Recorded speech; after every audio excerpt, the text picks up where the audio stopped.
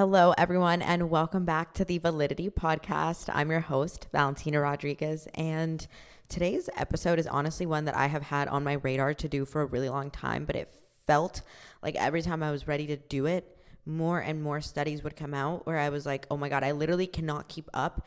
And if I put out this episode right now, it's going to be incomplete based on what the science is now currently telling us. And this episode is all about creatine. And creatine in the context of building muscle and improving your body composition and your performance outcomes, but also other non-fitness related quality of life metrics that we're starting to see are also benefits from taking creatine. So I know creatine is probably the supplement that most people have heard of, that most people have questions about, most people are open to trying. It's the most researched in the entire world. It is the safest in the entire world, and it is the most efficacious, meaning it has proven time and time again across the literature to have the best effects and the best results across the board. That being said, I also think it has the most misconceptions accompanying it. So I want to be very upfront that this episode is not going to dive super deep into a specific study or into multiple specific studies, but rather give you a pretty good baseline overview of what creatine is, the benefits that you can expect to derive from it, and then the up and coming research as to where the world of creatine is heading. And it's not going to be definitive. It's not going to be super, super scientific in depth, but obviously all of this is still rooted in science, in research, and all of that will be linked in the description. But I just want to rather lay the foundation for a quick creatine episode so that you have almost like a cheat sheet of what it is, and then also we can dispel some misconceptions. I've attended talks on creatine, multiple ones at ISSN conferences. I've taken classes where we have whole lectures on creatine, and obviously done independent research. So it should be pretty comprehensive across what I found from all the different sources where I've consumed creatine content and education. But before we get into the science, personal updates, which will be much shorter than last week's episode, I promise. I don't really know what all has happened since last episode. I gave you guys a very in-depth kind of where my head is at for 2025. I did teach my first in-person class as a professor. That was super, super fun. I loved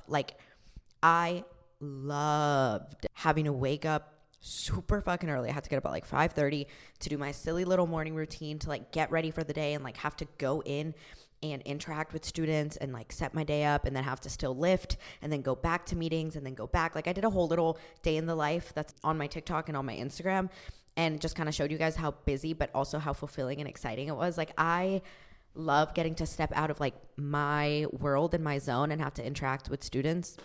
I think this entire experience has just been very reassuring in that I am currently pursuing a life path that I think will be very rewarding for me, because that was the first day where I got a glimpse as to what I will be doing in my chosen career path of pursuing a PhD and then eventually going on to be a professor. And I've tried to incorporate different aspects of that lifestyle through obviously having this podcast where I educate, being a research coordinator where I lead research meetings. I'm doing research. I'm a researcher.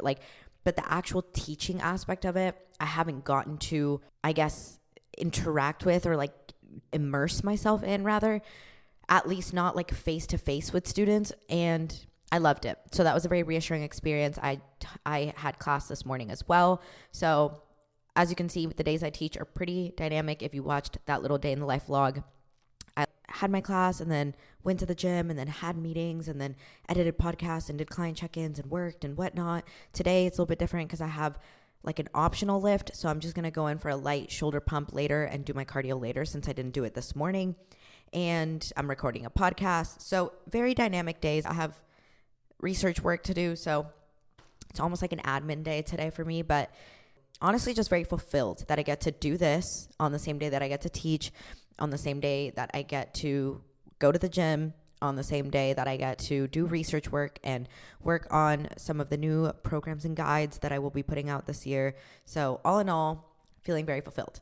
I did recently switch to incorporating more intuitive eating days as part of my current, flexible phase that I'm in. I've been killing my lifts. My boyfriend and I tried hot yoga for the first time on Sunday, and I loved it. I did not expect to like it, to be honest. I was like excited to do it because I was excited to try something new with him. I didn't expect to like the yoga itself as much as I did.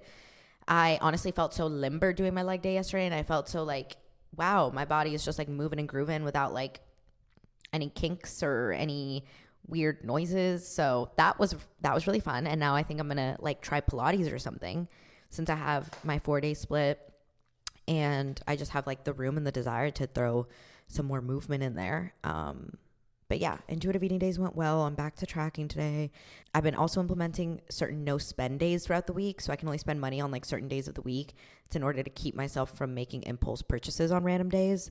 So since tomorrow's a no spend day for me, I probably will just eat my meals because I have food in my fridge. So anyways, okay, now it's time to talk about creatine. So one of the things that most people just need to know and don't know is what creatine even is. And what most people don't know is that you have creatine in your body right now, whether you supplement with it or whether you don't. You have creatine in your body right now, and you need creatine to survive. You need it to do any kind of movement. You would literally not be able to produce adequate energy, at least not quick enough, if you did not have creatine in your body. Your body creates creatine. You ingest creatine through dietary sources. We find it in beef. We find it in chicken, a lot of animal protein sources, herring, milk, pork, salmon, tuna, cod. Lots of creatine in food, okay? So whether you think you should or shouldn't supplement with it, whether you're scared of it, know that you already have it in you. You literally, does that sound kind of inspirational? It's in you. You have it in you. No, like you literally already have it in you. So newsflash. Anyways, okay, so what is it? So I don't know the level of bioenergetics education that you guys have had, and I can't get into the nitty-gritty specifics, but I really hope you guys have heard of ATP. Whether, mitochondria, it's the powerhouse of the cell. It generates ATP, and ATP is our body's energy currency. When you eat carbs and they get metabolized into glucose, that glucose is going to undergo a number of processes to generate ATP. When you eat dietary fats and those get broken down into fatty acids, those fatty acids are going to feed a number of processes that are going to generate ATP. Everything you do in your body that requires energy, which is newsflash, everything you do in your body, is deriving that energy primarily from ATP. And how this works is it's a molecule called adenosine, and it has 3 phosphate groups.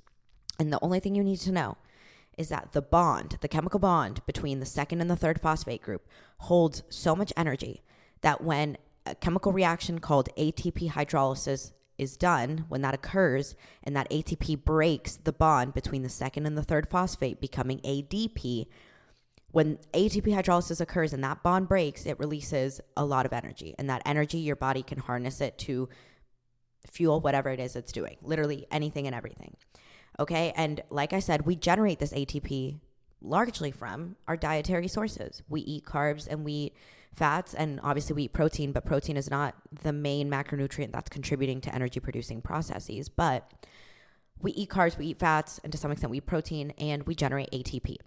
However, the speed at which we generate ATP from these processes that derive the ATP from these dietary sources is relatively slow. And I say relatively as in relative to the time frame in which you need this energy. So for example, I'm sitting here and I want to get up and open my door, or I literally just wanted to do that and lift my arm.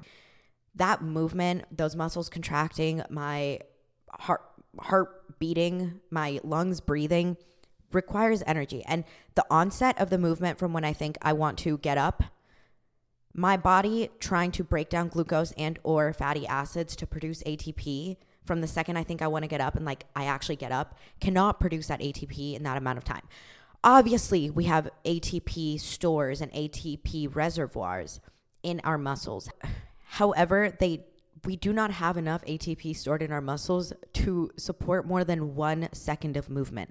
So there's a constant turnover of ATP. Your body is constantly replenishing ATP. More carbs you eat, more glucose, more ATP, fats, fatty acids, ATP, same thing. But again, these reactions where we're turning either glucose or fats into ATP are relatively slow. So we have a couple of more short-term, immediate ATP producing processes that can cover for those first few seconds before our glucose or fatty acid derived ATP can really catch up. And I'm oversimplifying, but I think that this is the easiest way to get the point across to everyone, regardless of your bioenergetics education background, if that makes sense, or current level of understanding. So Like I said, we always have ATP in our muscle, but that usually only lasts about 1 second. So it's enough for me to like literally get up. If we weren't constantly replenishing and producing ATP, I would literally cease to exist, cease to move, cease to anything after that first second.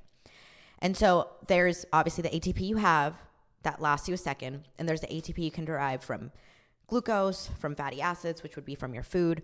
But like I said, there's almost like this in between that 1 second and then the ATP that you're getting from your food.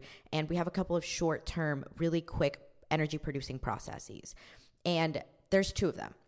There's one reaction which we won't really talk about. It's called the adenylate kinase reaction, or also called the myokinase reaction. And ATP is adenosine triphosphate. So again, I told you that when you break that bond between the second and the third phosphate, you release energy, and that's triphosphate, 3 phosphates. So ATP, when you break that bond and you release energy, becomes ADP, adenosine diphosphate. And one of the ways in which the body can quickly reproduce ATP is by combining 2 ADP. And what you do is you take the second phosphate left on that ADP, pop it onto another ADP to make ATP again, and then you're left with 1 ATP, and then you're also left with 1 AMP, which is adenosine monophosphate, because you've taken one of the phosphates off the one that only had 2. Again, this reaction keeps ADP from building up, which is important because ADP is involved in a negative feedback loop. However, you're also left with a bunch of AMP, and AMP is actually a stimulant of glycolysis. So when we have this buildup of AMP because of this adenylate kinase reaction that's going on to replenish ATP, it's a stimulant of glycolysis, meaning it's telling your body start breaking down glucose for ATP. So it's a really good signal for that. But we also just don't want a lot of AMP buildup because we can't do as much with it. It takes a lot more to convert that into ATP than if you just have a bunch of ADP left. And so the other really quick replenisher of ATP is called the creatine kinase reaction. And what this is you take ADP, and that's essentially an ATP that has just had its third phosphate broken off, so it's ready to be reconverted into ATP. And you have something in your muscles called phosphocreatine. It's naturally in your muscles. I told you you had it in you. It's naturally in your muscles. And what phosphocreatine does is there's an enzyme called creatine kinase, and it's able to actually pop the phosphate group off of this phosphocreatine and pop it onto ADP to create ATP. And then you're left with ATP and creatine. And this is a really quick reaction that can replenish ATP for those first 1 to 3 explosive seconds of a movement. So say you're going for a 1 rep max, you're sprinting, you're doing something really explosive, you're training, even just the first rep or 2 of a normal hypertrophy set, you are utilizing ATP that has been generated from phosphocreatine. And the thing is, we're constantly replenishing ATP. We're undergoing all the processes at once. So all of this is like constant turnover. But we have a limit of how much phosphocreatine we naturally store in our bodies. However, we can increase our phosphocreatine stores in our muscles in order to have more phosphate groups available to be donated to the ADP to generate ATP.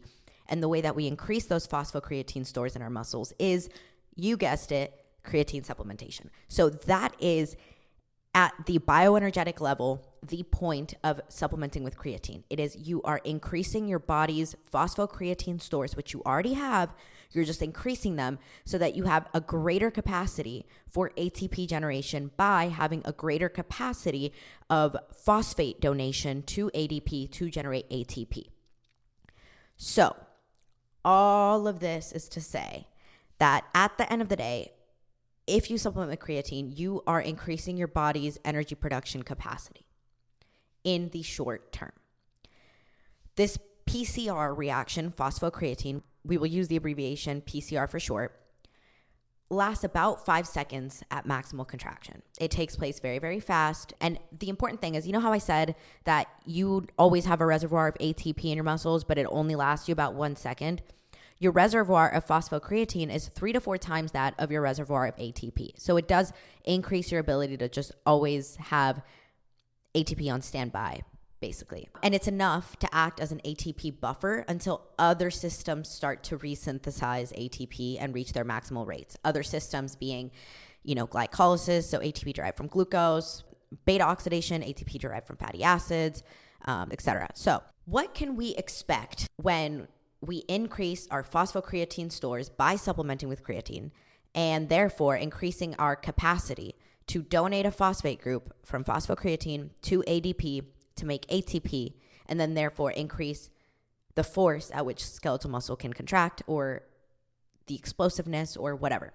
What do we expect in terms of outcomes? Well, what we know for a fact based on the literature, and by the literature, I mean thousands and thousands of studies, we can expect that creatine supplementation increases your phosphocreatine stores by 10 to 40%. That's a pretty significant increase. Like I said, you have phosphocreatine in you right now. You have it in you right now, but you have a limited capacity. If you supplement creatine, you're increasing that store. And what are the benefits that we see? Again, from thousands of studies. About 70% of those thousands of studies have found that you have an increase in your anaerobic capacity. Anaerobic exercise is anything that's really explosive, that doesn't really go on for a really long time. So think sprinting, think resistance training, think explosive movements, think CrossFit, think anything and everything that's happening high intensity, short duration. And you're going to increase your performance and your capacity in those modes of exercise with creatine supplementation, proven in the literature. You're also going to increase your lean body mass. One of the really cool things about creatine is that by increasing your phosphocreatine stores, it increases the amount of water that you hold in your muscle, not water retention, not bloating, which is one of the misconceptions we'll talk about later. It increases the amount of creatine in your muscle, and intramuscular hyperhydration is an anabolic stimulus in of itself. So simply by increasing the amount of water that your muscle is holding, that in of itself stimulates anabolic pathways. And what we see in the literature is that you supplement with creatine, you increase your lean body mass. We also see increases in muscular strength. So it does make you stronger. Very few things, very few supplements, very few legal non-PED supplements, or rather really no legal non-PED supplements out there are guaranteed to increase your strength and increase your lean body mass except for creatine. That is fact. And I've said this before, very few times in science, in research, can we say that is fact. And as far as we know, it is. We also see improvements in sprint performance, which is tied back to anaerobic capacity and anaerobic performance. Not one study has reported an ergolytic effect due to creatine supplementation, meaning a decrease in performance. Not one. Also, the weight gain that is associated with creatine supplementation is largely attributed to the increase in phosphocreatine stores that's increasing your intramuscular water stores and your intramuscular water retention, and the increase in lean body mass. When it comes to performance benefits and specific increases that we can see, the average gain in performance benefits is about 10 to 15% improvements, depending on the variable. So maximal strength, we see increasing around 5 to 15%, which is significant if you've been plateaued for a really long time on a powerlifting block and you are not supplementing with creatine and you cannot break through. A 5 to 15% increase in your strength would be huge, and that's what you can get when you supplement with creatine. The amount of work performed during a maximal effort muscle contraction increases about 5 to 15% as well. Single effort sprint performance increases about 1 to 5%.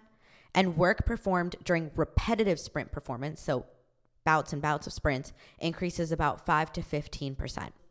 Short-term adaptations that we've seen in response to creatine supplementation across the literature is increased cycling power, total work performed on bench and jump squats, and improved sport performance in sprinting, swimming, and soccer.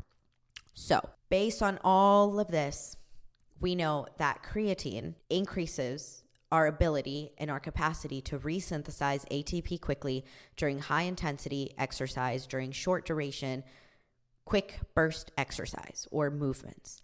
And the ability to improve that entire capacity results in increased strength, anaerobic performance, lean body mass, and sprint performance. So not only are there performance benefits, there's body composition benefits. Just to recap before I get into the myths, in a nutshell, creatine supplementation enhances our capacity to resynthesize ATP by increasing the substrate phosphocreatine that we need, increasing that store by 10 to 40% needed for this creatine kinase reaction of the phosphagen system, which is just a system that uses phosphocreatine to resynthesize ATP. So let's get into some of the myths. If I take creatine, I can't even do my little voice. If I take creatine, it's going to cause water retention. Okay. Early research shows, and we'll get into dosing later. Early research shows that if you take 20 grams of creatine a day, it will lead to water retention. After 3 days of supplementation with 20 grams of creatine a day, there was an increase in total body water divided by extracellular water and an increase in intracellular water. Remember when I talked about water retention being in the muscle, so intracellular? This increase in water retention seen in this study, that was 20 grams of creatine a day, saw that the water retention was acute, not chronic, meaning the water retention was short-term and dissipated over time. And after 4 weeks of supplementation at 20 grams per day, which is, I'll tell you dosing at the end. It's a very high dose. After 4 weeks, there were no changes in the total body water to extracellular water ratio and no changes in the intracellular water. Some studies that have specifically investigated water retention and creatine found that there was an increase in total body water, extracellular water, and intracellular water. But, and this is a huge important thing that we need to know, the ratio of total body water to lean mass stayed the same. So yes, total body water increased, but lean mass increased. So guess what that means? Total body water increased because these subjects that were on creatine gained more lean body mass, gained more muscle. And the important thing is that if we do see increases in intracellular water, like I said, that is a signal for muscle protein synthesis. That is an anabolic signal. And what we find over multiple studies that investigate water retention and creatine supplementation is that creatine supplementation does not alter your total body water relative to your muscle mass or to your lean mass. Meaning, if your total body water goes up, that's because your muscle went up. And that's what we see time and time again. So water retention myth, next. I want to take creatine, but is it a steroid? I can't take myself seriously doing these voices. No, it's not a steroid. It's not a steroid. It's not I don't want to say I wish, but I wish the results from creatine supplementation were drastic enough for it to be on the PED level, but it's not. But it's still significant, but just it's not. And anyways, no, steroids are steroids because of their chemical structure, and they're categorized in a certain way. They do certain things in the body, and the physiological and performance outcomes are similar to steroids in that they're performance enhancing, they improve your body composition, but the mechanism of action and the legal categorization and the chemical structure is completely different. Creatine is not a steroid. You have creatine inside of you right now. Okay. I'm scared. I want to take creatine, but I'm scared of what it's going to do to my kidneys. Okay. Over 20 years of research demonstrate no adverse effects from recommended dosages of creatine supplementations on kidney health. Creatinine is filtered out by the kidney, so it's usually used as a measure of kidney function, and these levels are related to muscle mass and to exogenous creatine. A lot of people think if your creatinine levels in your blood work are elevated, it's like a sign of kidney damage. If you train and you get your blood, no creatine supplementation, just if you train and you get your blood work taken the next day, your creatinine levels are going to be elevated because that is just something that we see released from muscles in response to training. Your kidneys filter it out, so a lot of people think that that's always going to be a proxy for kidney damage. If they're chronically elevated over time, your creatinine levels, then I would look into your kidney health. But if it's you trained and then you got your blood work and your creatinine levels are elevated, no. Also, if you're supplementing and your body's using what it can and there's extra creatine your body's filtering out, it's filtering it out. It's not a sign of kidney damage. Any case finding in the literature relating to renal disease and creatine had confounding medications or diseases or concomitant supplementation. So looking at over 20 years of research, creatine does not cause kidney damage.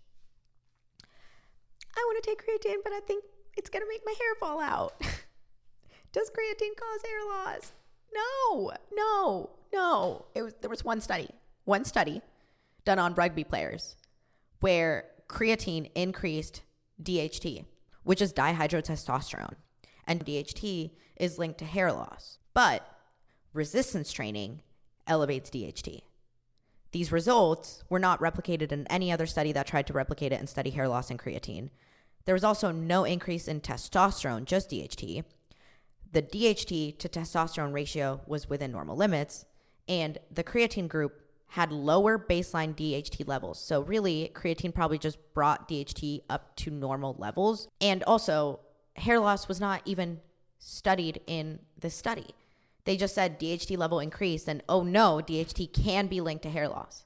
So it was like a roundabout kind of like connecting way too many far-fetched dots, and then somehow they arrived at hair loss, and then somehow some people put it out there and ran with it, and somehow now everyone thinks you're going to lose your hair if you supplement with creatine.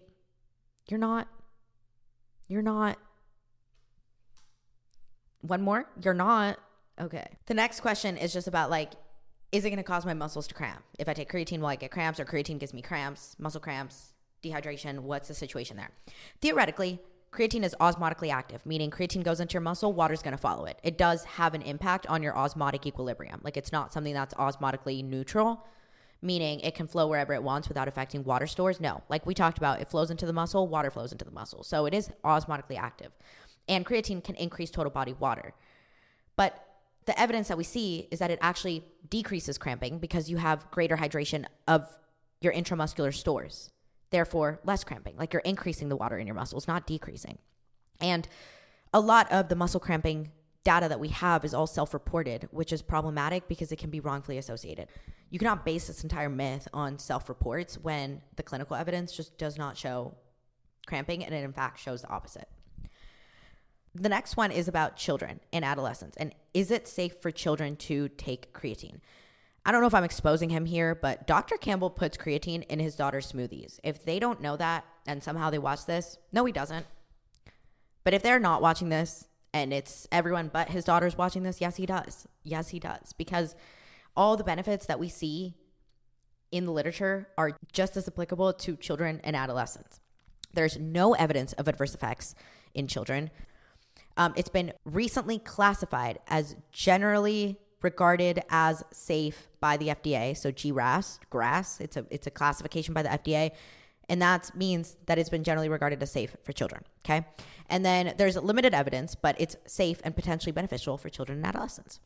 Next, does it increase fat mass? Randomized controlled trials do not confirm that creatine increases fat mass. There's no effects on fat mass, but there's actually increases in fat-free mass, meaning your muscle. So your body composition is actually getting better. Maybe that's going to cause the scale to go up because you're getting more muscle. And maybe people think that the scale going up is fat, so they start to think they're getting, I don't know, but people need to recognize that body weight going up is not indicative of fat mass going up. If your fat-free mass, your lean body mass, your muscle mass is going up. And there was a Forbes meta-analysis that consolidated 19 studies with over 609 participants.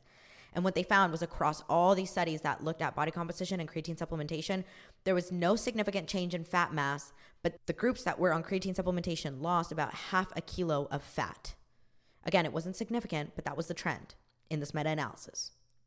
2 more things, and then we will get into dosing, the type of creatine, and then where the current research is headed, and then I'll shut up because this is a lot longer than I already anticipated. So, is it beneficial for older adults? Actually, probably even more so than for anyone else because of age-related sarcopenia. I have a whole episode on this, but as you get older, your incidence and risk and rate at which you lose muscle is exacerbated exponentially.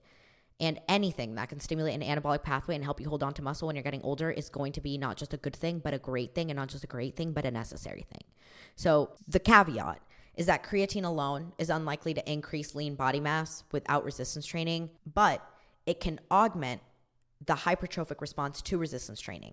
So in older adults who are doing very limited resistance training, and by resistance training, it does not mean they're out there powerlifting, like even just small little weights, small body weight movements, that is enough.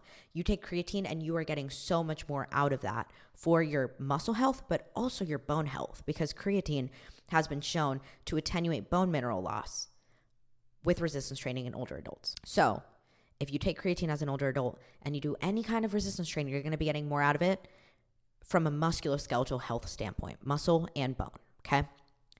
The last little myth is that, like, I want to take creatine, but I don't want to get huge, and I'm not a power lifter, and I'm not a bodybuilder, and I don't think, does it help if you're not resistance training or whatever? I don't know what people are saying these days. I don't know. I'm so out of the creatine hater circle because I surround myself with creatine lovers, creatine stans. I don't even know what the haters are saying these days, but I imagine they say something like that. So obviously it's very beneficial for people who resistance train, people who do power training, people who want to increase muscle mass, all of that. But, and which I will emphasize this at the end of the episode, current research shows that there are so many more benefits to creatine beyond anything it does in the muscle. So about 95% of the creatine is stored in your muscle, but about 5% is stored in your brain. And we start to see that creatine supplementation can actually be neuroprotective. There are some studies that suggest it helps slow the decline. It helps slow cognitive decline. It improves cognition. And I'll leave you with this teaser before I get into the actual studies at the end of the episode. It actually is really protective for people with depression. It actually helps to alleviate depressive symptoms. So it's kind of crazy. But apart from, the people who are like, I don't want to get huge, I'm not a resistance trainer or whatever, it's actually just going to help you get less injured. There's less musculoskeletal injuries, less atrophy reported in people who supplement creatine. It reduces muscle damage. It improves recovery. It reduces inflammation. It reduces soreness. And hyperhydration increases your heat tolerance. So in general, you're just a more resistant individual physiologically. Any active wanting to improve their health individual will derive benefits from creatine.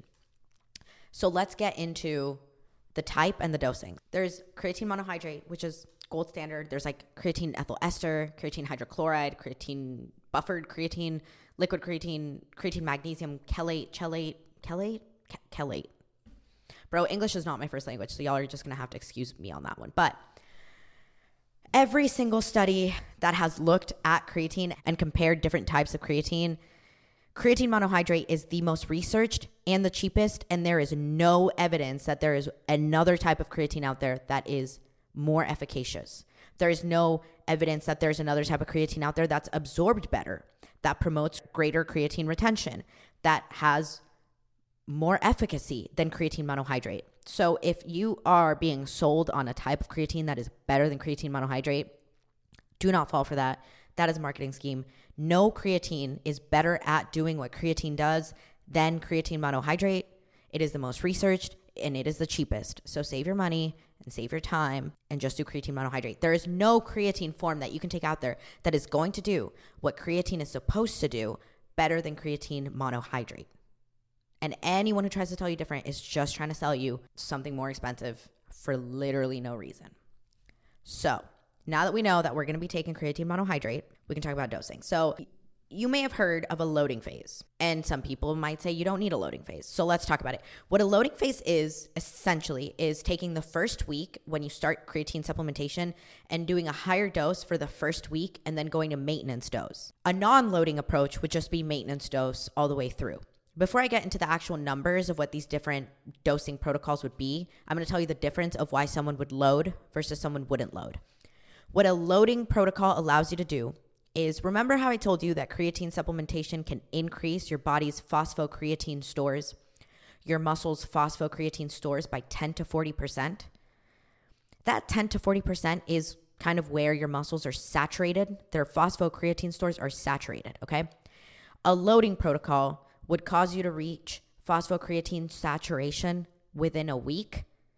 A non-loading protocol would cause you to reach phosphocreatine saturation within 4 weeks. So the reason you would use a loading protocol is if for whatever reason, you're in a rush.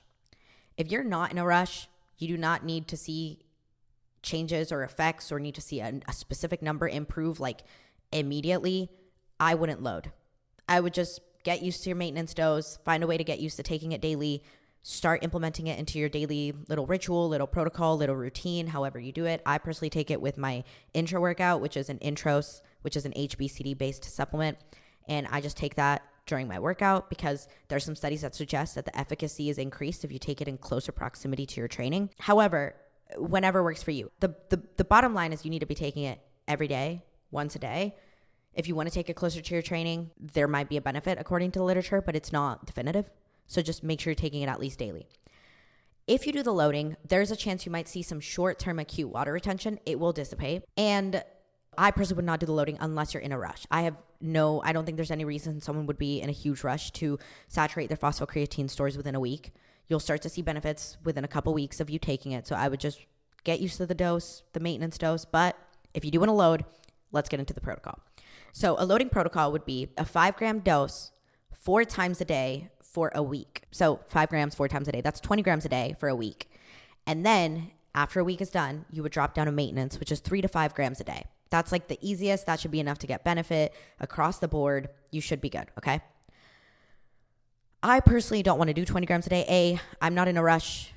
I mean, I've been taking it forever now, but like I wouldn't be in a rush if I was starting today, and I would just not want to waste my money and use up a bunch of doses in a week for really nothing. But if you did, again, it's 20 grams a day split into 4 doses for a week, and then you just go to 3 to 5 grams a day, once a day, indefinitely.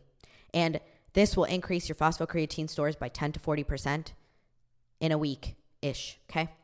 If you don't want to load and you just want to do a maintenance dose, you just do the maintenance dose, and that's that 3 to 5 grams per day. If you want to standardize your maintenance dose to your body weight to make it a little bit more precise, if that's just what you're into, then that would be 0.03 grams of creatine per kilogram of body weight. That would be your dose. But if you don't need to be super specific and you just want to make sure you're getting enough to see the benefit and not doing too much that you're wasting your money, then 3 to 5 grams should be sufficient. I do 5 grams. I do the True Creatine by P Science. I do have a code if you want to save money. It's really cheap. Creatine is one of the cheapest supplements out there. My code is just VAL, VAL. But the scoop in there is just 5 grams. I just do that every single day, like I said, with my intros. And I'm done. I don't need to think about it. It's super yummy. It tastes like yuzu lemonade, the intros does. So I just sip that with my creatine during my workouts. And if I'm not lifting, I will literally just throw my creatine into like a Diet Coke. Like it does not matter. I just throw it into whatever I'm drinking as soon as I remember, and I'm good for the day. So yeah, that's dosing and creatine monohydrate. All right. So let's move on to just 2 pretty notable recent findings in the world of creatine. And I won't get super into them. I won't, because I think they deserve an episode in of themselves. But recently we have seen that daily creatine intake is associated with a reduced risk of depression in U.S. adults. There was a massive, if you don't know what NHANES is, it's this massive tens of thousands of subjects surveyed in a national survey of a bunch of different questions related to health.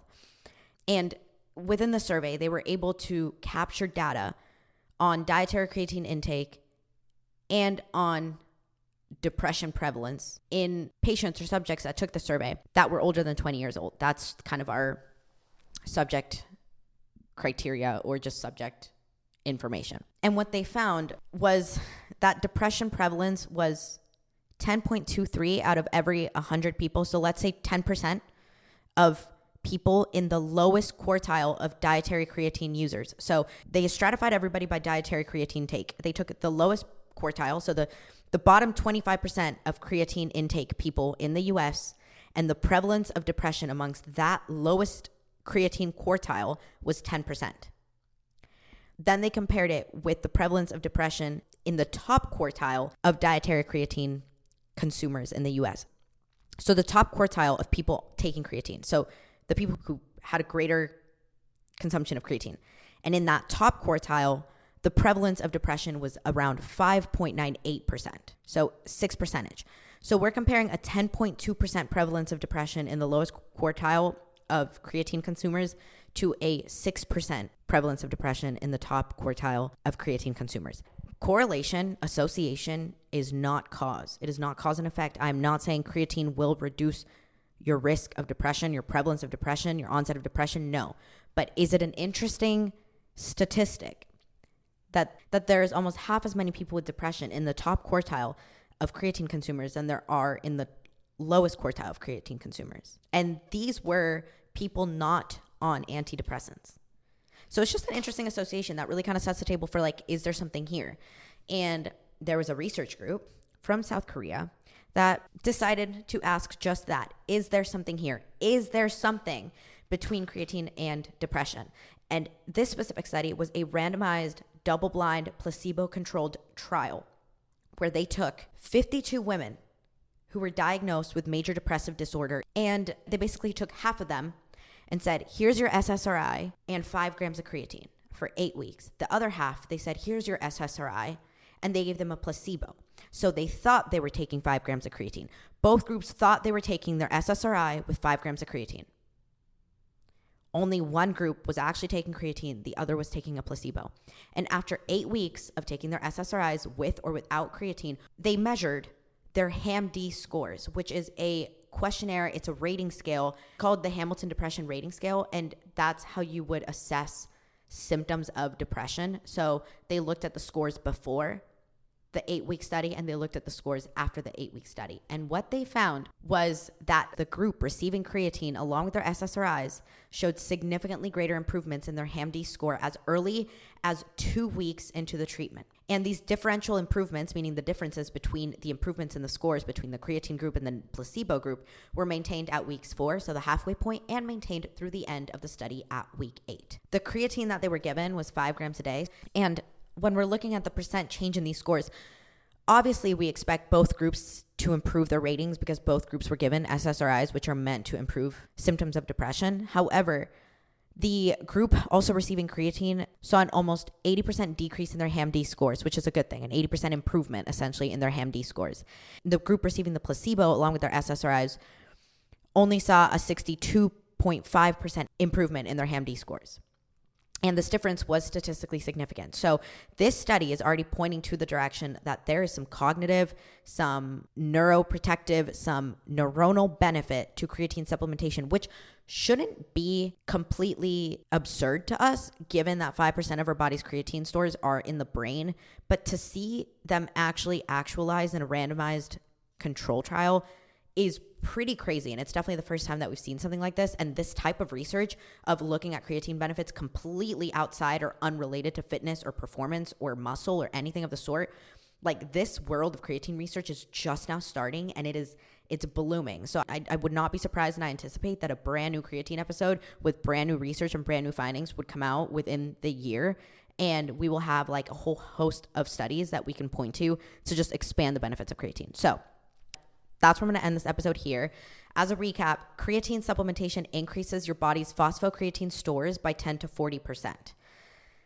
Increasing those phosphocreatine stores allows your body to regenerate ATP much quicker and increases your capacity for quick ATP regeneration. This results in an improvement in anaerobic capacity, lean body mass, muscular strength, sprinting performance, and does not result in any of the myths regarding kidney health, hair loss, water retention. I can't even remember them because, like I said, I am shielding myself from the creatine haters. But also, it seems to improve symptoms of depression. We saw that in the NHANES data, which was associative, and we're seeing this in a randomized control trial. So very freaking interesting. And that's the episode for today. I feel like this ending was really abrupt. But anyways, let me know if you guys have any questions. I hope you guys enjoyed this episode. If you guys do have any questions, you can contact me at any of my contact info below. I will put the link to the creatine I use because I do get asked this like a lot. I'll put it in the description below as well. And if you guys have any questions or have any requests for future episodes, let me know. The last thing I will say is next episode, we will have a very, very, very exciting guest. It will be my first guest episode, my first guest on an episode, my first guest podcast, my first co-hosted podcast. So exciting. I'm sure you guys can guess who it is. Maybe you can't, but I'm really excited. I'm really excited. So yeah, with that, I will see you guys in the next episode with my guest. We will see you in the next episode.